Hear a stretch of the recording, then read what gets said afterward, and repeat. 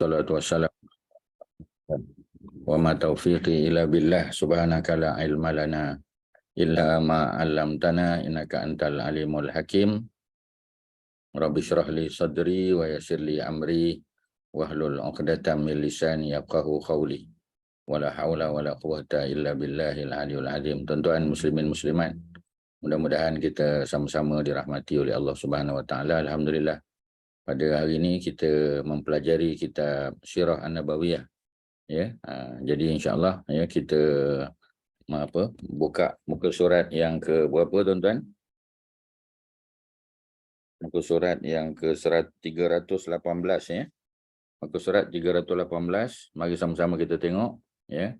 Dan kita punya perbincangan masih tentang perang Tabuk ya.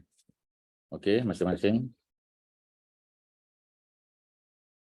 buka muka surat yang ke 318, perang Tabuk ya. Tabuk nama lokasi, nama tempat ya. Senang saja kalau kita cerita tentang perang, sebahagian perang dia diambil daripada nama tempat ya, lokasi peperangan. Contoh perang Badar berlaku di Badar, perang Uhud berlaku di Uhud ya. Tapi kalau perang Khandaq ya, itu strategi yang digunakan, gali parit ya. Tapi kalau perang-perang lain kebanyakannya semua merujuk kepada lokasi ya. Perang Tabuk kerana berlaku di Tabuk, perang Khaybar kerana berlaku di Khaybar ya. Jadi apa yang berlaku dalam perang ni, kita tahu sebahagian daripada orang-orang munafik ya, mereka tidak berhajat untuk mengikuti Nabi ya, dengan pelbagai alasan lah ya, macam-macam alasan dibagi ya. Dan sebahagian daripada alasan tu adalah tidak logik pada akal lah ya, tetapi ya macam itulah ya, orang munafik ini mereka memiliki pelbagai alasan ya, yang kalau kita telusuri alasan tu memang tidak logik pada akal. Tetapi itulah ya sifat orang munafik, termasuk juga ya mereka yang kita kata bersimpati dengan golongan munafik ni. Auzubillah minasyaitonirrajim. Walau aradu al-khuruj, walau aradu ya, kalaulah ya, kalau tu daripada lau tu ya, dan ya depan, walau dan kalaulah, aradu mereka ya, orang-orang munafik dan orang-orang yang sebenarnya ada perasaan buruk dalam hati mereka terhadap Islam. Aradu ya, kalau mereka berkehendak, kalau mereka mahu al-khuruj, untuk keluar bersama-sama dengan Nabi dan para sahabat ya, la a'addu ya, ataupun la a'addu, pastilah ya mereka membuat persediaan lahu, untuk berhadapan dengan musuh ya. Jadi kalau nak pergi perang, kalaulah orang munafik ni serius nak pergi perang, nak pergi bersama dengan Nabi, sudah tentu mereka akan buat persediaan ya. Tapi kita tengok tak ada persediaan, tak ada bekal, tak sediakan kuda ataupun unta ya, senjata pun tak diasah. Jadi maknanya memang tak ada persediaan. Jadi apabila mereka tak ada persediaan, sebenarnya mereka memang tak nak pergi ya. Jadi mereka tidak menyediakan uddah tu makna persediaan untuk perang. Walakin, akan tetapi, karihallah, Allah benci ya, imbi'asahum. Jadi kalaulah mereka nak keluar pun sebenarnya Allah tak suka, sebab mereka bukan nak pergi perang, tetapi mereka ada agenda lain, antaranya untuk melaga-lagakan tentera Islam contoh ya. Mereka nak lobby tentera Islam supaya tarik diri dalam perjalanan ya, seperti mana yang mereka buat dalam perang Uhud. Tentera Islam asalnya ada 1,000 orang, tetapi kerana lobby yang telah dilakukan oleh Abdullah bin Ubay bin Salul ya, ketua orang munafik di kalangan Khazraj ya. Ustaz sebut Khazraj kerana munafik ada dua, satu munafik Khazraj ya, yang ketuanya Abdullah bin Ubay bin Salul, satu lagi ialah ya ketua munafik daripada kalangan Aus ya, yang kita panggil sebagai Abu Rafi' ya. Jadi Abu Rafi' ya, Abu Rafi' kita panggil ya, orang Arab di Mekah tu mereka panggil dia Ar-Rahib, Abu Rafi' Ar-Rahib, kerana dia baik dengan orang-orang Nasrani, dia baik dengan kerajaan Byzantine ya. Dia berulang-alik pergi ke sana, bertemu dengan pemimpin Empire Byzantine ya, untuk menerima dana ya, supaya dia dapat buat dapat buat masjid Dirar ya. Masjid Dirar itu adalah masjid yang dibina di Madinah semata-mata untuk mengajak manusia, nak deviate manusia supaya tidak pergi ke Masjid Quba ataupun Masjid Nabawi, tetapi sebahagian duduk di Masjid Dirar. Dan di Masjid Dirar itu dijadikan sebagai pusat ya, pusat kita panggil ya, pusat untuk dia mengajak orang lain supaya menjauhi Islam supaya tak percaya pada Nabi, ya, untuk memporak-perandakan Islam. Itu tujuan dia. Jadi kalau mereka keluar dalam peperangan pun tujuan mereka sudah tentu bukan untuk, ya, bukan untuk apa, ya, tujuan mereka bukan untuk memenangkan Islam, ya, tetapi tujuan mereka adalah semata-mata untuk menjadikan Islam itu porak-peranda, ya. Mereka nak melaga-lagakan orang Islam. Jadi sebab itu, ya, Allah kata walakin, akan tetapi karihallah. Kariha makna benci. Ya, Allah benci, ya, imbi'asahum, pemergian mereka. Mana kalau mereka bersedia pun, ya, Allah tak suka. Kerana mereka bukan nak tolong, mereka nak melaga-lagakan. Mereka nak membisikkan perancangan jahat, ya, di kalangan tentera Islam yang bermasalah imannya. Kemudian apa lagi, ya? Fasabbatahum. Lalu, ya, fasabbatahum. Lalu Allah lemahkan, ya. Lalu Allah lemahkan mereka. Semangat mereka Allah lemahkan. Waqilah, ya, dan dikatakan oleh syaitan, uq'udu, duduk sajalah kamu. Tak payah pergi, ya, duduk saja di rumah kamu, duduk bersama dengan isteri dan keluarga kamu. Ma'al qa'idin, bersama dengan orang-orang lain yang juga tidak terlibat di dalam di dalam peperangan. Itu surah At-Taubah. Jadi ayat-ayat begini, ya, banyak duduk dalam surah At-Taubah, ya. Mana surah yang menghidangkan kepada kita cerita tentang golongan munafik sebagai contoh, atau mereka yang tidak mahu terlibat dalam peperangan disebabkan oleh perniagaan, disebabkan oleh buah-buahan yang sedang masak ranum di pokok, ya, yang memerlukan masa untuk mereka turunkan, untuk mereka kutip, ya. Kemudian juga beberapa alasan lain, ya, kerana iman mereka bermasalah. Jadi mereka bukan, kita kata 100%, ya, untuk membantu Islam. Ya, mungkin nampak mereka macam beriman, mereka macam sokong Nabi, tetapi itu hanyalah, ya, di luar saja. Ya, memang on the surface saja, ya. Mereka nampak macam beriman, sebenarnya mereka tidak beriman. Dan Allah, ya, mengatakan bahawasanya Allah benci kalau mereka keluar pun tak payahlah. Ya, seperti mana perang Uhud, kita kata daripada 1,000 orang, akhirnya 300, ya, prajurit Islam telah dilobi oleh Abdullah bin Ubay, sehingga 300 orang tu tak ikut serta, tinggal 700 je. Ya, asalnya keluar 1,000, ya. Jadi 300 yang menarik diri itu ada tak memberi kesan, ya, beri impak kepada 700 tentera Islam lain? Sudah tentu ada. Ya, mereka yang kita panggil, ya, yang imannya masih lagi tipis, ya, sikit sebanyak mereka terkesan. Jadi jatuh semangat mereka, ya. Jadi oleh kerana itu, ya, Allah kata walakin karihallahu imbi'asahum. Jadi Allah benci pemergian mereka. Kalau mereka tak pergi lagi bagus, ya. Jadi supaya muslimin tidak merasa lemah, ya, dari segi semangat disebabkan oleh orang-orang munafik yang tidak menyertai, yang menarik diri tadi, maka Allah telah menurunkan ayat yang ke-47, ya, selepas daripada cerita tentang keadaan orang munafik tadi. Apa Allah sebut? Auzubillahi minasyaitonirrajim. Law kharaju bikum mazadukum illa khabala. Allah bagi tahu. Wahai orang beriman, law kharaju fikum. Kalaulah orang-orang munafik itu kharaju, mereka keluar, fikum, bersama dengan kamu. Tidaklah zadukum, tidaklah mereka menambah kepada kamu illa khabala, melainkan kerosakan. Ya, cuba kita bayang dalam perang Uhud 300 tentera menarik diri, ya. Yang lain akan rasa kurang semangat, demotivated, ya. Begitu juga dalam peperangan Bani Mustalik, kalau tuan-tuan masih ingat, kita dah baca semua ni tuan-tuan, ya. Pulang kaji nanti tengok balik buku peperangan Bani Mustalik, ya. Abdullah bin Ubay yang melaga-lagakan orang Islam. Dia timbulkan isu bahawasanya isteri Nabi Aisyah, isteri Nabi yang ketiga, ada hubungan sulit dengan seorang lelaki di kalangan sahabi, ya, namanya ialah Safwan bin Mu'attal. Ya, jadi dia timbulkan kesangsian, keraguan, ya, supaya apabila isteri Nabi, ya, jatuh dia punya maruahnya, jatuh dia punya harga diri, maka secara tidak langsung dia juga akan mengaitkan dengan Nabi. Kerana isteri Nabi sudah tentu, ya, sudah tentu orang baik-baik, sudah tentu orang yang selamat daripada fitnah, tak? Ya, dia boleh buat fitnah sehingga akhirnya orang akan kata Nabi tak pandai jaga isteri. Ya, Nabi tak jaga hal ehwal isterinya sehingga isterinya ada hubungan sulit dengan lelaki lain. Jadi secara tak langsung, ya, dia akan melibatkan Nabi dan Islam itu sendiri. Jadi oleh kerana itu, apa yang mereka buat kalau mereka menyertai bersama dengan tentera Islam ialah khabala, ya, kerosakan saja. Ya, mereka akan timbulkan fitnah, ya. Mereka akan kata bahawasanya tentera Islam ni buang masa, ya. Outnumbered, jumlahnya sikit, tentu akan kalah. Jadi mereka akan menimbulkan khabala, ya, kerosakan. wala auda'u, ya, dan mereka buat apa, ya, mereka akan melakukan hasutan mereka khilalahum, di kalangan kamu.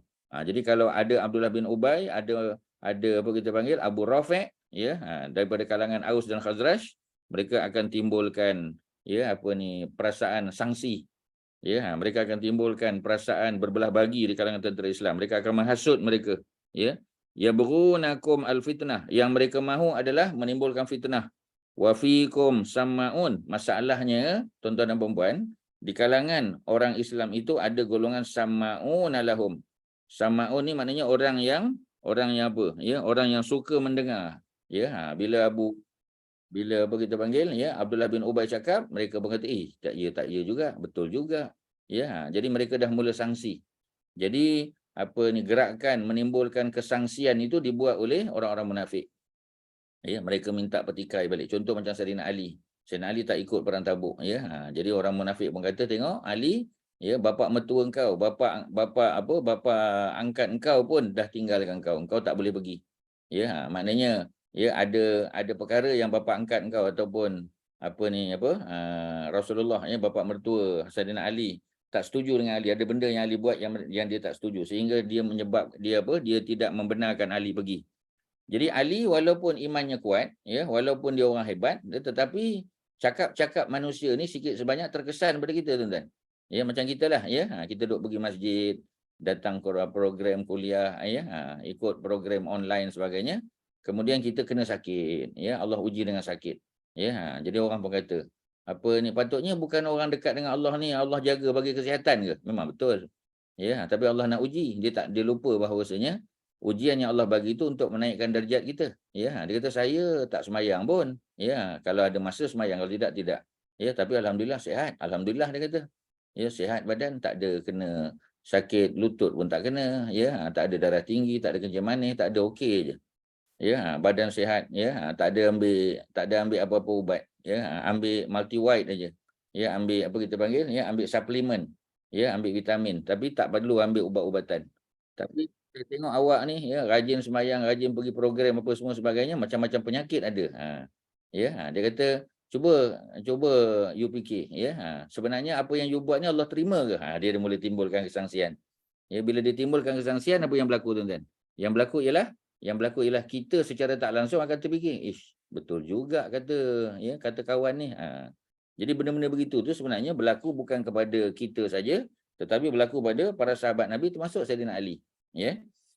Okey, kemudian apa lagi?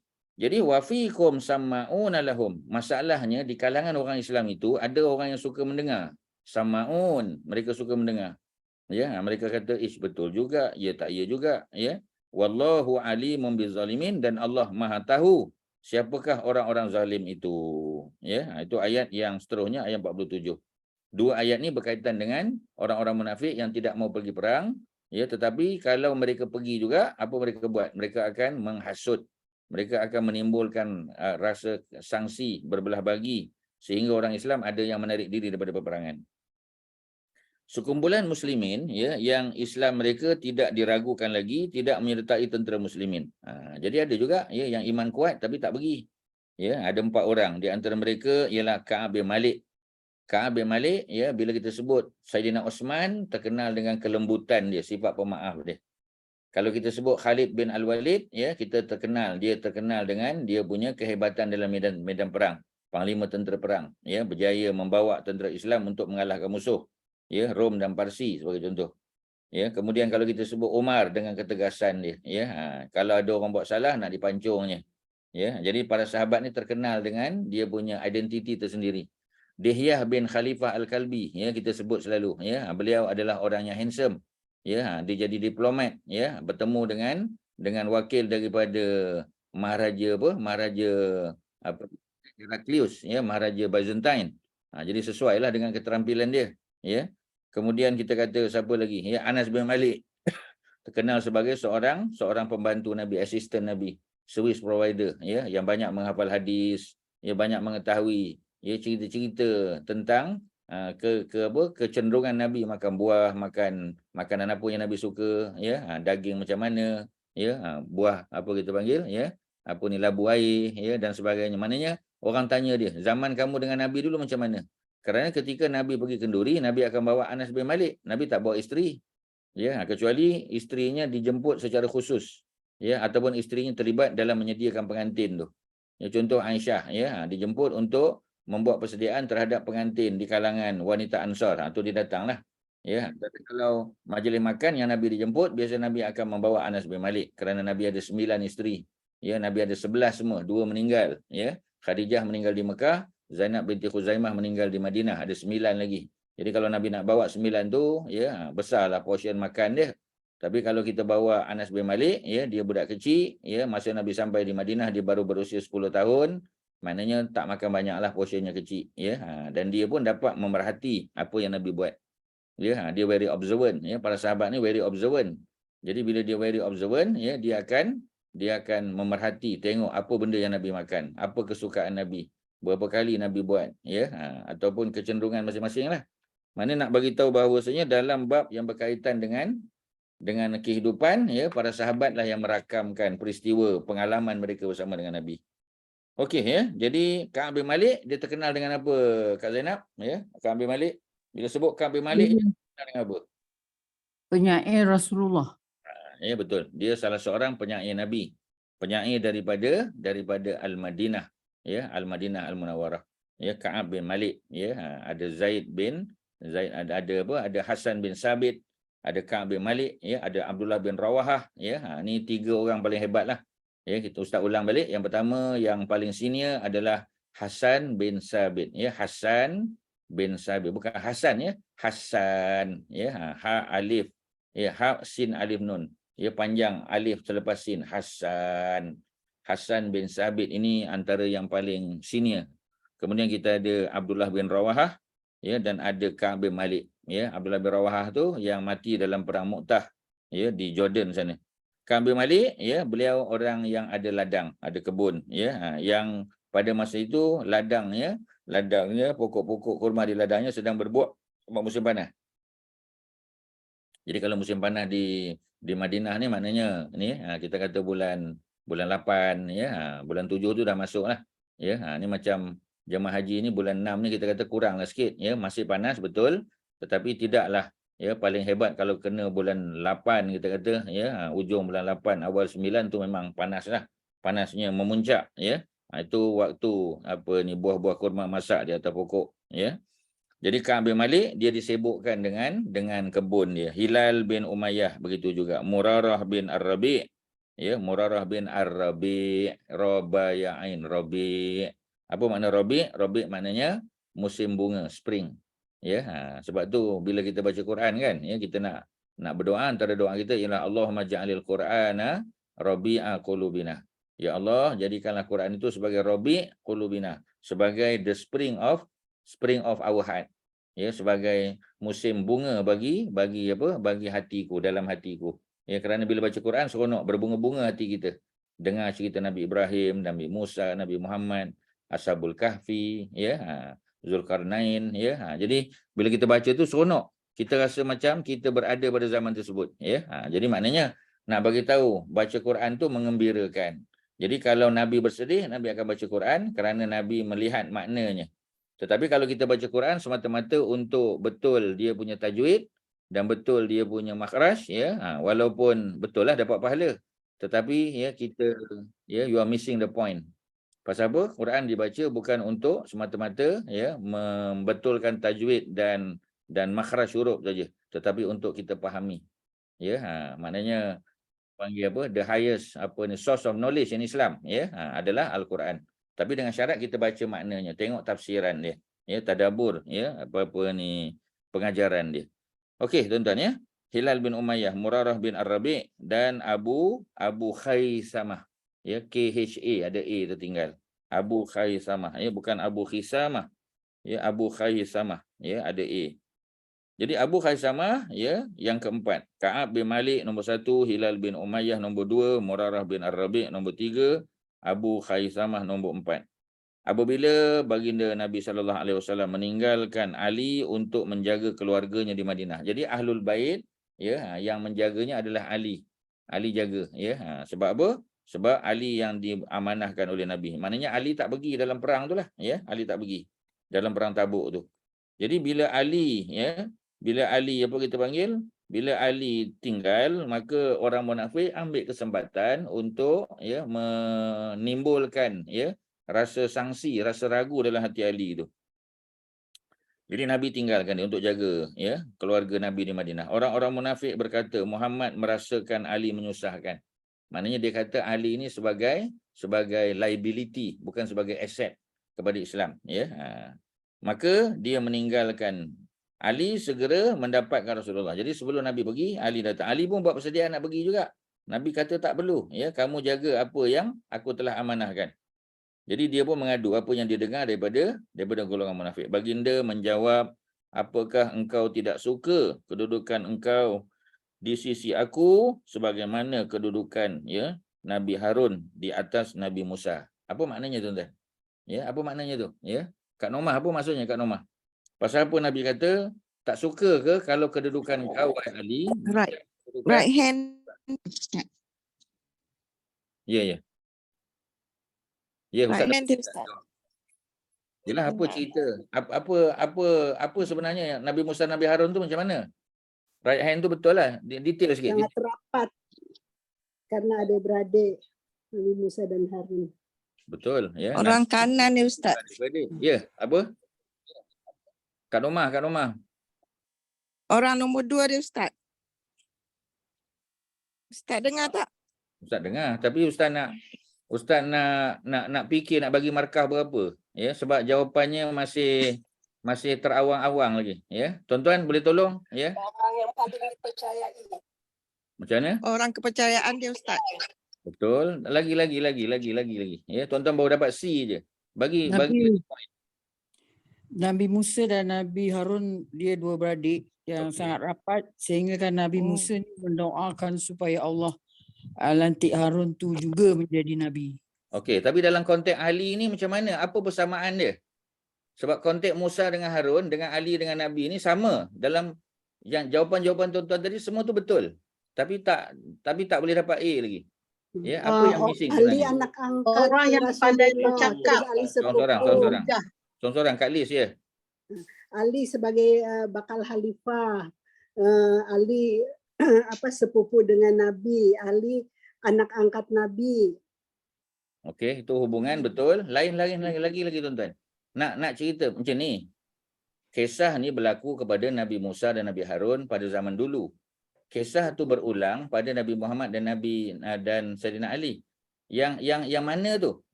Ali tu anak angkat, Ali akan jadi khalifah, Ali tu semua tu betul. Tapi tuan-tuan belum jawab soalan lagi. Kat mana yang sama tu? Kat mana yang sama tu? Masa Nabi Musa, Nabi Harun dengan Nabi Muhammad dengan Ali tu. Kurang percaya. Waktu Nabi Musa pergi ke Gunung Sinai tu, Ustaz nak ambil Wahyu. Taurat kah dari Allah. Harun kan suruh jaga umatnya selama 40 hari. Yang itu persamaannya. Tuan-tuan perempuan faham tak apa yang Kak Liz cakap? Ustaz dah dapat dah. Kak Mariatun faham apa yang Kak Liz cakap? Kak Mariatun, faham ke tak? Faham Ustaz, tapi akak tengah driving sebenarnya. Okey, driving. Akak selalu driving selalu outstation kat luar. Okey, tak apa, kita bagi yang Akak dengar je Ustaz. okey, sama. Shirin, tolong apa kita panggil? Simpulkan apa yang Kak Liz dan sahabat-sahabat yang lain cakap tadi, Shirin. Macam mana konteks Musa, Harun dengan Nabi Muhammad dengan Sayyidina Ali? Rumah saya belah atas ni orang renovate, so bunyi bising sikit. Saya tak dengar sangat tadi. Tapi yang Kak Liz kata tadi tu dia relatekan yang masa Nabi Musa nak tinggalkan Harun tu untuk Nabi Harun look after dia punya Bani Israel tu untuk berapa yang dia tinggalkan selama 40 hari tu. Betul. Itu nak relatekan dengan yang tak bisa. Ali tu yang dia lepaskan tanggungjawab untuk Ali, jaga pula ahli keluarga dia. So kesamaannya dekat situ. Ya. Terima kasih. Okey tuan-tuan itulah jawapan dia. Mana tuan-tuan kena tengok tuan-tuan kena pegang satu prinsip dalam sejarah. Tuan-tuan kena catat apa dia? History repeats itself. sejarah berulang. Ya, Ustaz cakap orang putih, ya, history repeats itself. Cakap Melayu, ya, sejarah itu berulang. Cakap Arab pula, at-tarikh yu'idu nafsahu. Itu prinsip besar tu tuan-tuan. Tuan-tuan kena faham prinsip besar tu. Kerana cerita dalam Quran akan berulang balik pada zaman Nabi Muhammad, pada zaman para sahabat, ya. Cerita dalam hadis pun sama juga. Jadi ceritanya apa? Cerita pada zaman Nabi Musa, ketika Nabi Musa dijemput untuk bertemu dengan Allah di Jabal Musa, ya, di Saint Catherine, ya, di Sinai sana, semenanjungnya Sinai, ya, bukitnya Jabal Musa, nama tempatnya Saint Catherine, ya, Ustaz bagi lengkap tu, ya, semenanjung Sinai besar, ya, dia sebahagian pada Mesir pada zaman dulu, sekarang pun masih. Nama tempat tu Saint Catherine, nama bukitnya, ya, Saint Catherine tu sebab ada gereja kat situ tu panggil Saint Catherine tu, ya, nama bukit tu Jabal Musa dia panggil, ya. Jadi bukit Nabi Musa. Kerana Nabi Musa naik atas tu, ya, mendaki bersama dengan apa kita panggil, ya, bersama dengan Bani Israel, ya, untuk menerima wahyu daripada Allah, bermunajat dan seterusnya menerima wahyu, menerima kitab Taurat, ya, yang kita panggil sebagai the Ten Commandment tu. Isunya ialah sepatutnya yang Nabi Musa bawa ialah Nabi Harun. Pasal Nabi Harun orang paling baik. Itu dia punya apa kita panggil right hand, ya. Right man dia, ataupun orang yang berada di betul-betul di sebelah Nabi Musa. Kalau Nabi Musa tak ada mengimamkan solat, ya, maka Nabi Harun lah yang akan mengimamkan solat Bani Israel. Kalau Nabi Musa tak ada, Nabi Harun lah yang akan in charge of keluarganya oleh Bani Israel. Jadi, ya, maknanya Nabi Harun tak pergi. Pasal apa Nabi Harun tak pergi? Walhal yang Nabi Musa bawa bertemu dengan Allah bermunajat tu yang paling baik. Yang 40 orang terbaik. Patutnya Nabi Harun adalah sekali. Pasal apa Nabi Harun tak ada? Kalau Nabi Harun pergi, siapa nak jaga Bani Israel? Ya, siapa nak mengimamkan solat? Siapa nak menyelesaikan masalah-masalah dalaman? Tak ada orang. Sebab tu Nabi Harun tak pergi. Bukan kerana Nabi Harun tak layak, tapi kerana dia ada tanggungjawab lebih besar. Ya. Sejarah tu berulang, ya, pada Nabi Muhammad dan juga Sayyidina Ali. Ya. Patutnya pergi perang Tabuk ni, mana ada perang yang Ali tak pergi? Semua perang Ali pergi. Perang Badar Ali pergi, ya. Perang Uhud Ali ada, perang Khandaq ada, ya. Pembukaan kota Mekah ada, ya. Perjanjian Hudaibiyah ada. Mana ada peperangan yang Ali tak pernah pergi? Semua dia pergi. Tetapi dalam peperangan Tabuk ada beza. Kerana Ali diamanahkan oleh Nabi untuk tidak pergi. Ya, apa yang berlaku, ya? Yang berlaku ialah orang munafik datang, orang munafik pun hasut dia. Ini Ali tuan-tuan, hebat Ali ni, dia hasut. Kita pun biasa dihasut oleh orang. Nak buat suatu kebaikan dia kata tak payahlah, pahala dah banyak dah, ya. Nak apa kita panggil, nak buat apa lagi, ya. 10 terakhir Ramadan kita dah fokus dah. 10 awal Zulhijjah, tak payahlah, ya. Apa kita panggil, ya, sembelih korban sudahlah. Ya, puasa 9 Zulhijjah, puasa hari Arafah, okeylah tu, ya. Tapi tak boleh, kita kena buat benda-benda lain juga. Kalau kita tak puasa pun, ya, katalah contoh hari ni tak puasa. Ya, tapi kita rancang insya-Allah esok hari Khamis puasa. Sempena dengan 3 Zulhijjah, ya, dan juga sempena dengan hari Khamis. Memang Khamis antara hari yang Nabi selalu puasa. Bukan Nabi mesti puasa, ya. Nabi selalu puasa. Isnin sama juga. Ya, yang Nabi selalu lebih kerap puasa ialah 13, 14, 15. Tapi bulan Zulhijjah, 13 Zulhijjah tak boleh puasa hari tasyrik. Ya, dan kita tak boleh buat 3 hari lah. 13, 14, 15 tak boleh. 14, 15 boleh tapi tak lengkap 3 hari. Kerana keutamaan bulan Zulhijjah ialah 1 sampai 10. Ya, kita dah tahu dah benda tu. So balik pada cerita tadi, Ali terkesan. Ya, Ali kata betul juga, pasal apa? Ya, pasal apa orang munafik cakap macam ni? Mungkin ada kebenaran. Dah timbullah syak. Dia pun jumpa Nabi. Dia kata pada Nabi, ya Rasulullah, ya, aku ada dengar orang munafik kata macam ni. Ya, Nabi jawab apa? Nabi tak kata munafik tu pembohong. Nabi tak cakap. Nabi kata, apakah engkau tidak suka, wahai Ali, kedudukanmu di sisi aku sama sebagaimana kedudukan Nabi Harun di sisi Nabi Musa. Ketika Nabi Musa tak bawa Nabi Harun, sama juga aku tak bawa engkau. Kedudukan Nabi Harun sebagai Nabi dan Rasul. Sayyidina Ali bukan Nabi dan Rasul, ya. Tetapi dia orang kanan Nabi. Orang kanan bukanlah maknanya kalau Nabi wafat Ali akan jadi khalifah, dah. Ya, ada Abu Bakar, ada Umar, ada Osman, betul. Ya, memanglah akhirnya Ali akan jadi khalifah juga. Tetapi persamaan tu dari segi kedudukan dia tu. Seperti mana, ya, Harun dengan Musa, macam itulah kedudukan kau wahai Ali dengan aku Nabi Muhammad sallallahu alaihi wasallam. Macam itulah tuan-tuan. Itulah sejarah berulang, ya. Kalau kita nak sebut sejarah berulang ada banyak. Ya. Kalau tuan-tuan perasan sepanjang apa ni Ustaz pimpin kelas sirah ni, ada macam-macam sejarah itu berulang. Ya, history repeat itself. Antaranya ialah kes apa ni Nabi Ibrahim dibakar hidup-hidup. Ya, berlaku tak pula pada zaman para sahabat? Berlaku, tuan-tuan. Ya, berlaku tak cerita ya Nabi Musa ketuk the Great Bitter Lakes, ya, crossing the Great Bitter Lake sampai di other side of Egypt, ya.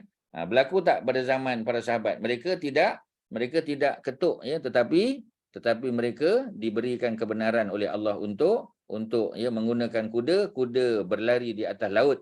Ya, itu disebut oleh Ibnu Katsir dengan jelas, tuan-tuan. Ya, dalam kitab Al-Bidayah wa Nihayah, from the beginning to the end, ya, dah ada terjemah bahasa Melayu lengkap. Dewan Bahasa Pustaka terjemah 14 jilid, tuan-tuan. Tuan-tuan boleh baca. Ya, kita pun ada kelas ya dengan Nur Islam Academy, ya, cerita tentang Saidina Abu Bakar. Kisah seorang sahabat Nabi, ya, Al-Ala bin Al-Hadrami, ya, orang yang berasal daripada Yaman, yang beliau mengetuai para sahabat untuk kita panggil crossing, ya, lautan pada masa itu, ya, dengan izin Allah. Ya, mereka tak hanyut, mereka tak tenggelam. Ya, hanya kaki-kaki kuda mereka dibasahi oleh air laut. Jadi maknanya peristiwa-peristiwa macam itu banyak berlaku, tuan-tuan. Ya, yang berlaku pada zaman Nabi Musa, berlaku zaman Nabi Muhammad dan para sahabat. Yang berlaku pada zaman Nabi Ibrahim, berlaku zaman Nabi Muhammad.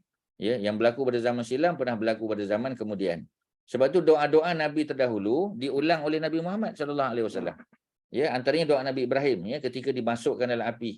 Ya, jadi Nabi Ibrahim minta, ya, apa Nabi Ibrahim minta? Hasbiyallah la ilaha illahu alaihi tawakkaltu wa huwa rabbul arsyil azim. Sebahagian kata hasbunallah wa ni'mal wakil saja. Ya, dia oleh kerana Nabi Ibrahim itu seorang, hasbiyallah wa ni'mal wakil. Hasbiyallah wa ni'mal wakil. Nabi dalam perang Badar, Nabi ulang doa Nabi Ibrahim. Ya, tapi Nabi guna untuk plural, hasbunallah wa ni'mal wakil. Ayat 173 surah Ali Imran. Hasbunallah wa ni'mal wakil, hujung ayat. Hasbunallah wa ni'mal wakil. Maknanya peristiwa yang sama, ya, yang dihadapi oleh Nabi Ibrahim, cuma Nabi Ibrahim dalam api yang terbakar. Nabi sedang dikepung, dikerumuni oleh orang-orang kafir musyrik yang jumlahnya 1000 orang. Ya, mereka dengan senjata lengkap, ya, mereka datang dengan gerombolan tentera yang terlatih, penuh dengan kelengkapan, ya. Mereka datang dengan semangat untuk memusnahkan Nabi dan para sahabat. Jadi Nabi Muhammad baca doa yang sama. Cuma Nabi Ibrahim baca untuk singular, Nabi Muhammad baca untuk plural. Maknanya sejarah berulang. Tuan-tuan kena tengok pattern dia, tuan-tuan. Bila kita belajar sirah, kita kena tengok pattern. Ya, kita kena tengok dia punya pattern dia, kesamaan dia, ya. Sebab tu bila Ustaz sebut cerita tentang Nabi Musa dengan Nabi Harun, ya, tuan-tuan kena tengok apa yang berlaku zaman Nabi Musa dan Nabi Harun tu. Dan apakah persamaan dia dengan Nabi Muhammad dan dengan Sayyidina Ali. Ya, seperti mana Ali ditinggalkan oleh Nabi Muhammad SAW, begitulah Harun ditinggalkan oleh Nabi Musa. Bukan kerana mereka tak layak, ya, untuk pergi, tetapi kerana mereka ada tanggungjawab yang lebih besar. Ya, jadi maknanya persamaan dia kat situ, tuan-tuan. Dan tuan-tuan kena highlight benda-benda tu. Ya, sebab kalau tidak, sirah kita akan jadi baca secara macam tu je. Apa manfaat yang kita dapat, tuan-tuan? Ya, kita hanya tahu cerita, tapi kita tak dapat ambil pengajaran. Sebab tu, tuan-tuan, ya, sirah ni adalah guided reading. Yang Ustaz buat ni, Ustaz guide, tuan-tuan. Ustaz bagi tahu apa highlight dia, apa pengajaran yang boleh kita ambil, ya, supaya kita boleh faham dan apply dalam kehidupan seharian. Okey, ada soalan, silakan. Panjang dah Ustaz berceloteh tu. Ya, ada apa, tuan-tuan? Apa yang Ustaz boleh bantu tentang peristiwa ni ataupun apa saja yang telah kita lalui, ya, untuk sesi muka surat 318. Ada apa? Silakan, tuan-tuan. Ada apa nak tanya? Ya.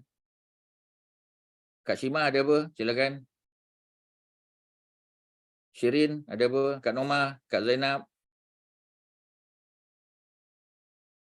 Tuan-tuan ada tak ada? Kalau tak ada bagi jawapan, Ustaz terus. Belum lagi Ustaz, tak ada. Okey, terima kasih, ya.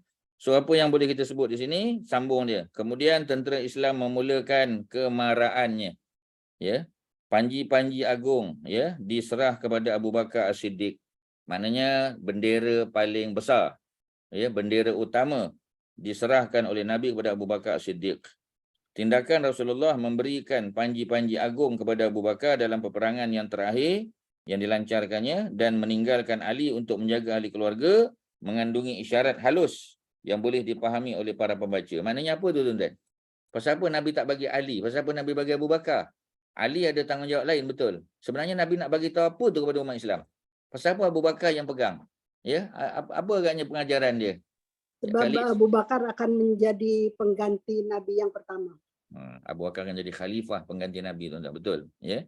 Jadi dia antara contoh lagi apa? Masa hijrah, ya. Pasal apa Ali tak dibawa sekali? Ya, pasal apa Ali tidur di tempat tidur Nabi? Pasal apa Abu Bakar yang mengikutinya? Juga sebagai satu bentuk kemuliaan. Ali memang mulia.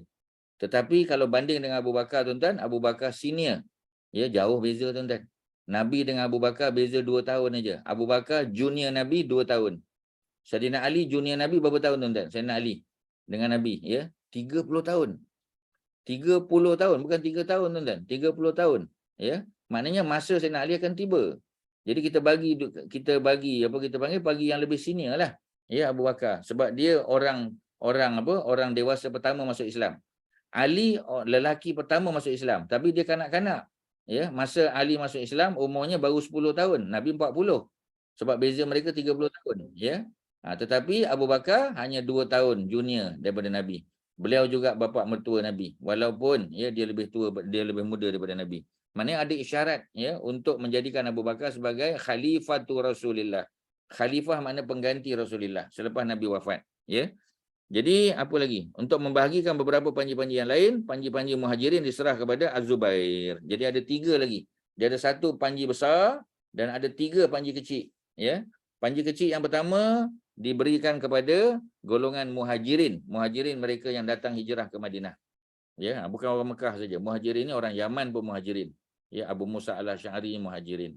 Ya, di kalangan Muhajirin, ya. Apa kita panggil, Abu Hurairah Muhajirin, Salman Al-Farisi Muhajirin, sebab mereka bukan orang Mekah, bukan orang Madinah, ya. Jadi ketua Muhajirin yang diberikan panji pada masa itu ialah Az-Zubair bin Al-Awwam. Ya, Az-Zubair bin Al-Awwam, beliau adalah, ya, Nabi punya biras, ya, kerana Az-Zubair kahwin dengan Asma, sedangkan Nabi kahwin dengan Aisyah. Aisyah dan Asma dia beradik. Jadi suami mereka adalah biras, ya. Az-Zubair juga, ya, adalah anak saudara, ya, anak saudara kandung, ya, kepada Khadijah. Sebab bapa Az-Zubair Al-Awwam adik beradik dengan Khadijah. Khadijah binti Khuwailid. Bapa Az-Zubair Al-Awwam bin Khuwailid juga adik beradik mereka, tuan-tuan. Sebab tu Az-Zubair kaya, kerana memang, ya, Bani Asad ni memang terkenal dengan perniagaan mereka kaya, tuan-tuan. Ya, tengoklah Khadijah, ya. Jadi wanita paling kaya, ya, kekayaan datang daripada bapa dia, keluarga dia, ya, Bani Asad, ya, Khuwailid bapa dia, dan juga daripada 2 orang suami dia yang meninggal, ya, sebelum dia berkahwin dengan baginda Nabi SAW. Kemudian, ya, kepada kabilah Aus, ya. Aus ni daripada Ansar juga. Ansar terbagi 2, ada Aus dan ada Khazraj.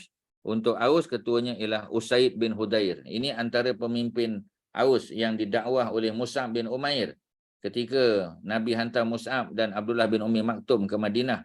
Ya, 2 kan dia hantar. Ya, Abdullah bin Umi Maktum orang buta, ya. Manakala Mus'ab ni orang handsome yang wajahnya seirah Nabi, kan. Dia salah seorang daripada 6 orang, ya, yang ada iras Nabi. Sebab apa? Tuan-tuan, ya? Sebab apa Allah buat 6 orang ni muka macam Nabi? Pasal apa zaman Nabi? Ya, kalau zaman selepas Nabi kan bagus. Ya, pasal apa zaman Nabi sahaja kita kata yang wajahnya dibuat seperti wajah Nabi, ada irah-irah Nabi, ya, untuk tujuan apa tu sebenarnya, tuan-tuan? Untuk tujuan apa Kak Zainab? Ya, untuk tujuan apa tu? Tuan-tuan, ya, ini pengajaran yang kita ambil pada sirah. Ya, apa dia? Pasal apa nak bagi muka sama? Muka sama masa tu lah Ustaz, kan? Yalah, sebab apa tu? Apa tujuan muka sama? Kalau lepas tu supaya jangan ada yang mengaku Nabi. Kalau lepas tu maksudnya kalau muka sama, maknanya dia tak boleh mengaku Nabi, tak faham? Maknanya dia macam jadi mutan Nabi lah. Sebab muka sama dengan Rasulullah. So dia boleh mengaku diri dia Nabi. Kalau selepas lah. Ya. Tapi kalau zaman Nabi pasal apa? Zaman Nabi ni pasal apa Allah buat mereka ni ada 6 orang ni muka macam Nabi? Apa tujuan dia? Ni kita pakai logik je, tuan-tuan. Ya, apa tujuan dia? Apa tujuan dia, tuan-tuan? Ya. Kak Syima, apa tujuan dia, Kak Syima? Ya. Based on sirah yang Kak Syima dah hadir, kelas-kelas sirah banyak kan, kelas sejarah Islam apa semua tu. Agaknya pernah tak dicerita pasal apa Allah buat ya, orang 6 orang zaman Nabi ni muka macam Nabi juga. Ya. Kalau zaman selepas Nabi, orang boleh katalah, oh, supaya bila Nabi wafat, orang boleh tengoklah muka-muka mereka ni telah apa ni, hilanglah kerinduan pada Nabi, ya. Itu jawapan yang logik, boleh terima. Ya, dia kata kalau Nabi wafat, ya, ada lagi orang lain yang muka macam Nabi. Jadi kalau mereka rindu pada Nabi, paling kurang boleh tengok ya wajah yang serupa dengan Nabi, paling kurang terubat rasa rindu sebagai contoh. Ya, tapi sebenarnya apa lagi yang lebih penting daripada itu? Tuan-tuan, apa Kak Liz? Ya, apa Shirin? Ya, apa Kak Norma? Apa sebab? Ya. Apa sebab muka sama ni? Logik je, fikir logik.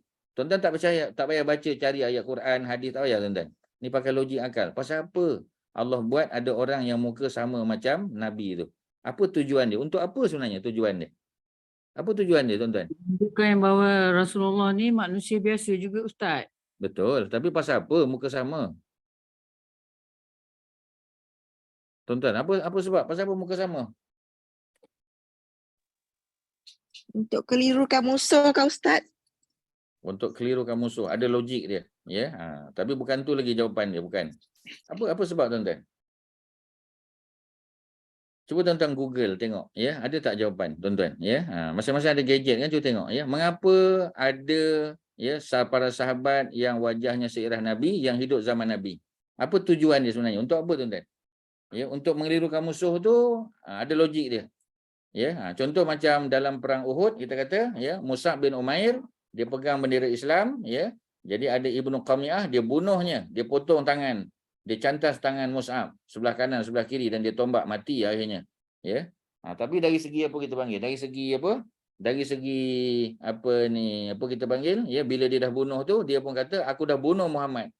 Ya, maknanya itu satu bentuk cara ya Allah nak selamatkan Nabi lah. Supaya orang lain yang kena bunuh ya, tapi dia mengaku, dan bila dia rasa dia dah dapat bunuh Muhammad, maka dia berhenti dan nak balik dah. Nak buat apa? Muhammad kita dah bunuh, selesai. Sedangkan Nabi Muhammad masih hidup lagi. Adalah logik jawapan tu. Tapi apakah jawapan yang lebih utama daripada tu, tuan-tuan? Apa sebab dia? Tuan-tuan ya, ada 21 orang ya bersama dengan kita. Cuba try tuan-tuan ya, bagi satu jawapan. Salah tak apa, cuba tuan-tuan.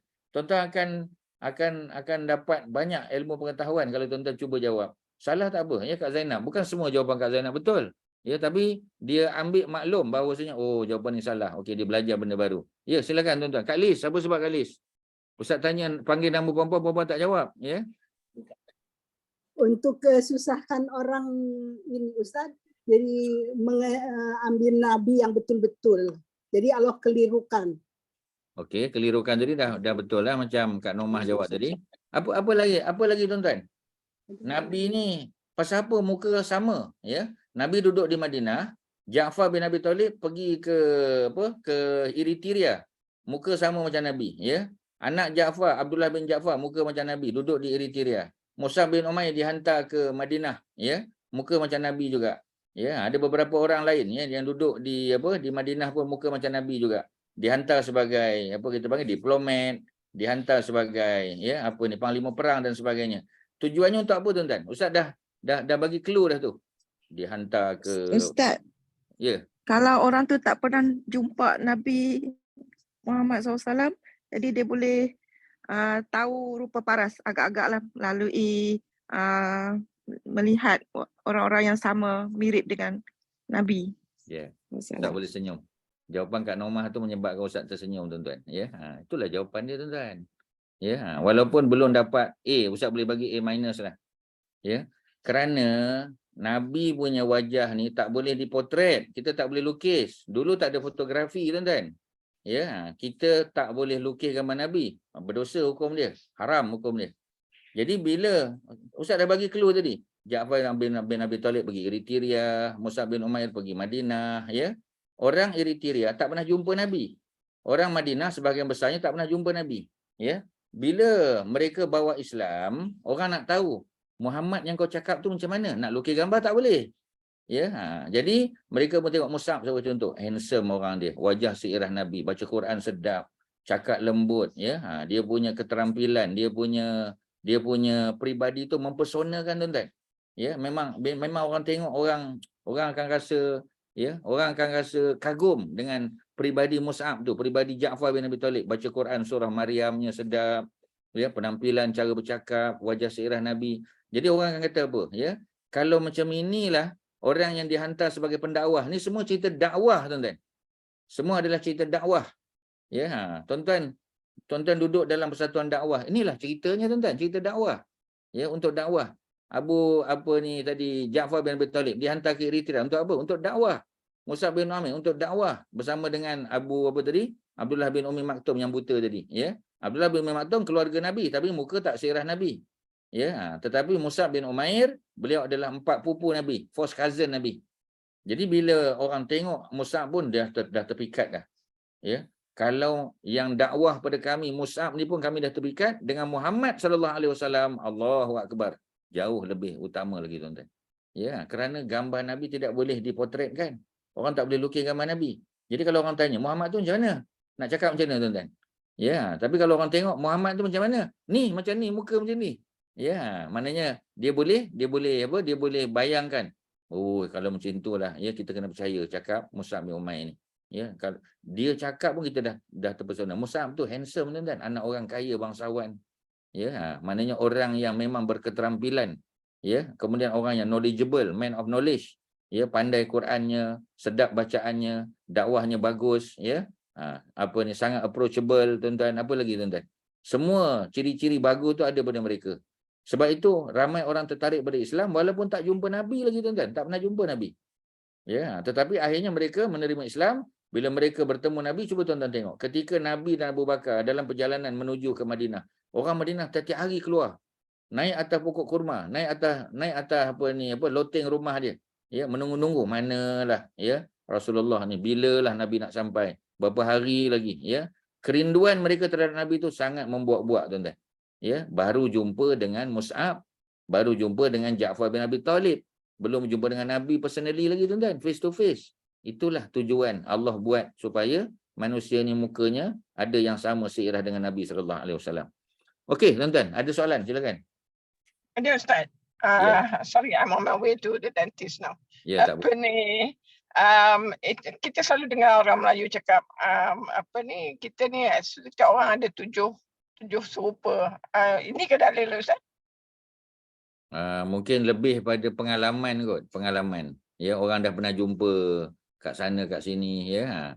Muka seirah tu memang ada. Even orang yang ada cap jari yang sama pun ada, tapi dia tak hidup sezaman. Yang ada cap jari sama, dia hidup pada zaman yang lain. Maksudnya, kalau si A tu meninggal, yang ada cap jari dengan dia nanti akan datang pada zaman lain pula. Ada, tuan-tuan, ya. Itu ada kajian, ya, dalam majalah Al-Islam kalau tak salahnya ada buat kajian. Ya, dan sebahagiannya ditulis oleh Dr. Sulaiman Nordin, ya. Dr. Sulaiman Nordin ada tulis, tuan-tuan. Ya, jadi maksudnya sebab dia background sains, ya, dia ada tulis tentang benda-benda ni. Tetapi kalau kita kata ada dalil tak pernah dengar lah pula dalam hadis kata manusia dilahirkan dengan 7, ya, orang yang berwajah seirah dengan dia, tak pernah dengar lah. Tetapi berdasar pada pengalaman lah. Ya, mungkin orang kata aku dah pernah jumpa 5 orang, ada yang jumpa 6 orang, 7 orang muka macam kau. Ya, tapi sejauh mana dia punya degree of iras tu kita tak tahu lah. Ya, sejauh mana iras wajah tu sejauh mana kita tak tahu. Tapi yang pasti ada orang yang seiras dengan kita, tuan-tuan.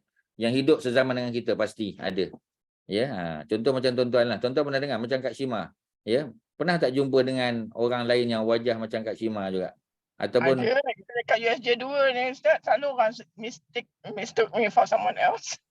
maknanya dia Melayu jugalah, ya, Melayu juga. Ya, Melayu. Tuan-tuan akan terkejut, ya. Ada yang Chinese ke, ya, yang kita kata kita Chinese look, ya, cuba contoh, ya.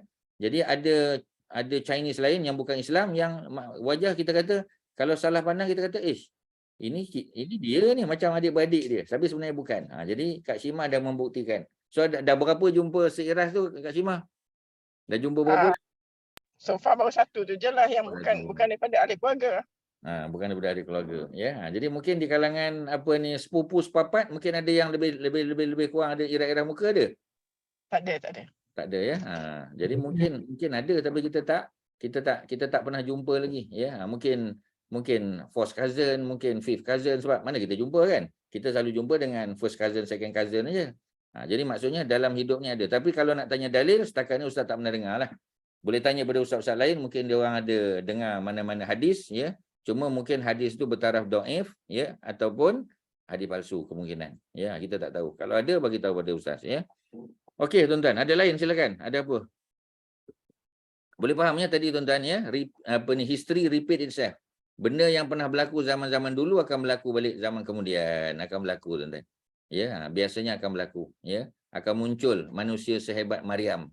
Ya, akan muncul manusia sehebat Maryam. Ya, siapa dia? Manusia sehebat Maryam. Ada Khadijah, ya, ada Fatimah, ya, yang pengorbanan mereka juga tidak kurang hebatnya.